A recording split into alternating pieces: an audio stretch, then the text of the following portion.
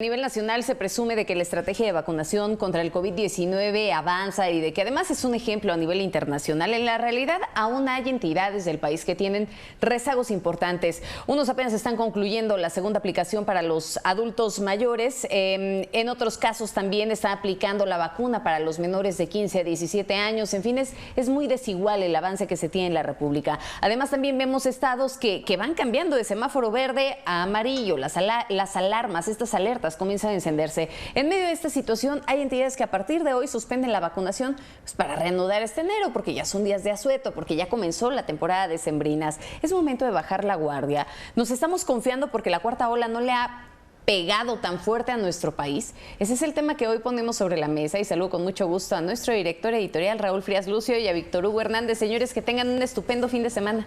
Sí, pareciera, Magda, que ya terminó la pandemia. Hola. Pareciera que las cosas ya cambiaron. Víctor, ¿cómo estás? Y eso, me parece que lo que pone sobre la mesa Magda tiene mucha razón. Estoy sorprendido de que en muchas entidades hoy es el último día de vacunación. Como si ya estuviera terminado, como si esto ya estuviéramos del otro lado, como si nos hubiéramos agotado las vacunas, como si ya esto hubiera pasado y eso es preocupante. A ver, entiendo que los brigadistas deben de tener un espacio también, igual que todo lo decíamos para estas fiestas de fin de año, sí, pero debería haber guardias, debería haber de alguna forma claro. Personas un estado de urgencia, claro. Un estado de urgencia, un estado de preocupación, un estado de trabajo, es lo más normal que puede haber en lo que está ocurriendo. No es normal, está muy claro. Pero Raúl, es una dinámica que la hemos visto desde el principio que comenzó allá en diciembre del 2020 el proceso de vacunación y todo lo que ha significado la pandemia. Lo que hemos visto ha sido una especie de directrices siempre contrarias a lo que marcan los estándares internacionales. Sí. Tenemos una manera muy particular de ver la pandemia en este país. Perdón, adelante, Raúl, sí, te quité la palabra. Y tienes toda la razón. Pero a ver, estas son de las cosas. Yo tomé un par de notas simplemente, como tú bien lo has dicho. A ver, el tema de la vacunación ha sido todo un tema por el tema de las improvisaciones, desde el Plan Nacional de Vacunación que en un principio se había anunciado y que se fue alterando de acuerdo al gusto, no de la ciencia, no de la medicina, sino al gusto de los políticos. Y esto de alguna forma, Víctor, fue una marca de la casa que así estuvimos caminando durante el manejo de la pandemia y durante el tema de vacunación. Esta gráfica que le estamos compartiendo a nuestra audiencia es exactamente el panorama del mundo, con datos del mundo sobre el porcentaje de población que se encuentra vacunada. Y ahí podemos ver claramente, hay países como Arabia, como Cuba, ¿sí?, que son y que tiene la mayoría de su población, sí, y hablo de la mayoría de la población en total ya vacunada, pero tenemos también muchos países africanos, como podemos observar, que apenas tienen unas cuantas, un mínimo de su población con vacuna. Y esto habla de esta desigualdad que muchas veces se ha manifestado. Los países que han tenido acceso a las vacunas y los países que lamentablemente por sus condiciones, ya sea geográficas o de pobreza, no han alcanzado a tener una gran vacunación. Pero aún así, este tema se ve siempre según se quiera ver, como el vaso, Víctor, el vaso medio lleno o el vaso medio vacío. México está a media tabla, ¿sí? Seguramente si nos comparamos con países africanos, pues la verdad es que los mexicanos estamos bien, ya con un 60% de la población en total vacunada, de acuerdo a los datos. Pero si nos comparamos con otros países, la verdad es que estamos muy rezagados y nos vamos de vacaciones, ¿sí? Como si no hubiera urgencia exactamente de poder de alguna forma. A ver, pero este sentido de urgencia ya lo habíamos vivido. ¿Te acuerdas cuando el año pasado, en plena pandemia, el señor López-Gatell se fue de vacaciones? Sí, claro. O sea, entonces, a ver, ese tipo son las cosas de los ejemplos que dices, pues entonces no hay urgencia. Esta otra gráfica que estamos observando, Víctor, para dar paso a tus comentarios, es cómo está México, ¿sí? Tenemos también contraste fuerte y esto solamente habla de las personas, de los mexicanos que tienen por lo menos una vacuna. La Ciudad de México es la que tiene el mayor porcentaje de población con una vacuna, cuando menos.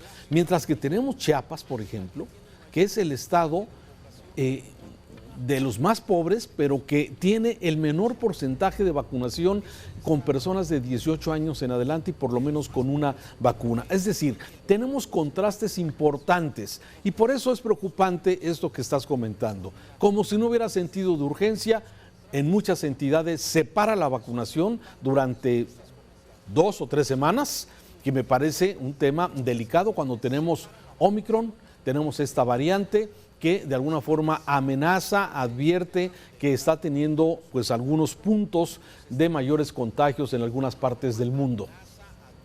La única razón por la que yo en algún momento pensé que se hacía lo correcto cuando el presidente y el propio Hugo López-Gatell, que seguía la agenda del presidente, porque al final del día es la agenda del presidente la que termina imponiéndose incluso ante la cuestión de la pandemia y de la ciencia, era que había una preocupación genuina y entendible por la cuestión económica, por el estancamiento que podríamos tener en cuanto a las actividades en el país. Pero después me di cuenta que más bien era una especie como de concepción de la enfermedad como tal, o sea, de una manera de ver y creer que México era de alguna manera una isla o una entidad diferente al concierto mundial y que se podían vivir condiciones muy diferentes. Empezó desde la misma frase que tú bien has mencionado varias veces, la cifra que se manejaba de 60,000 muertos como la más catastrófica y que hoy andamos 5 veces más arriba de esa cifra que se marcó. Siguió con ese desdén por el uso del cubrebocas, por el no querer insistir en las medidas que ya sabíamos habían funcionado en otras partes del mundo, después por esas políticas erráticas de vacunar o no vacunar a los médicos o de darle preferencia a los adultos, que estuvo bien que se tratara a los ancianos, pero donde se priorizó la edad, y después los cambios, y después no querer vacunar a los niños, y después empezar a vacunar a los niños, en fin, hemos vivido una serie de tropiezos durante todo este tiempo que... pero no tenemos todavía los elementos, Raúl, como para poder hacer juicios finales históricos más que las cifras, ¿no? Hoy sabemos que conservadoramente debe haber, oficialmente hay casi 300,000 muertos, pero si nos vamos a la cifra de los excesos de mortalidad, estaríamos en el orden de los más de 600,000 muertos. 600,000, así es. Entonces, esas cifras son las que en determinado momento los van a ayudar a entender en un futuro no muy lejano si lo que se hizo fue correcto o no, Raúl, y la historia se encargará de poner a cada quien en su lugar. Te lo he dicho hoy, te lo dije la vez pasada y sigo pensando en eso, porque hoy todavía estamos envueltos en esa demagogia, en esa serie de mensajes, en esa serie de narrativas que nos abruman y nos hipnotizan, si quieres utilizar una expresión, y nos mantienen alejados del verdadero problema como tal.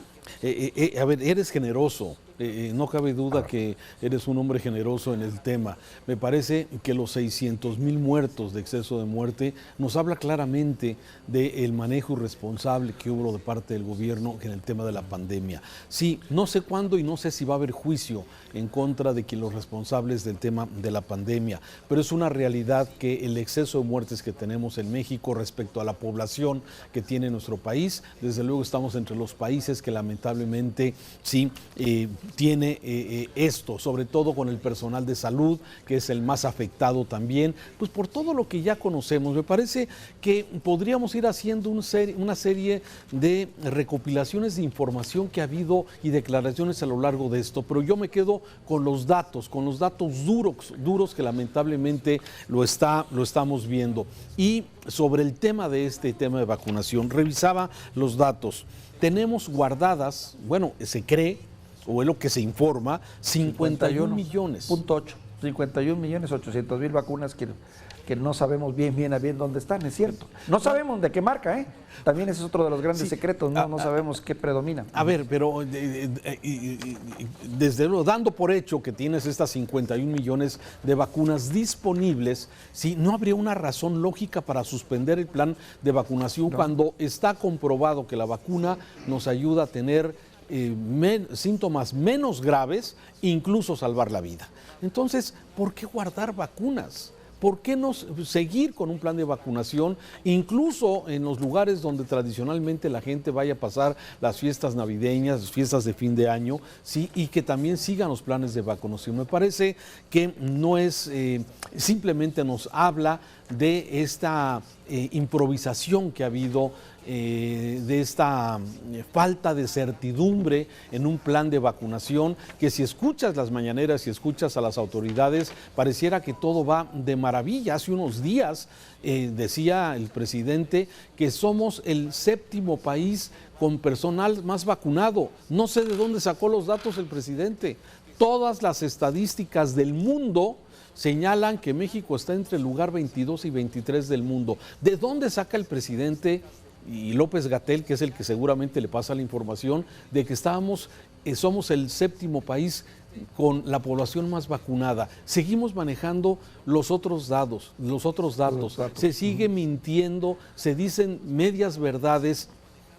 Y bueno, seguramente hay personas que de alguna forma lo creen. Lo que es una realidad, Víctor, es que en el tema de vacunación tenemos vaso medio lleno o vaso medio vacío. Y el tema es que hoy tenemos menos muertes, menos contagios, menos hospitalizaciones, gracias exactamente a la vacuna, a pesar de que México está entre las naciones que menos acciones han tomado para evitar visitar nuestro país. Si tú quieres ir hoy a España, quieres visitar Francia, quieres visitar Estados Unidos, quieres visitar cualquier país, necesitas pruebas PCR o tu certificado de vacunación.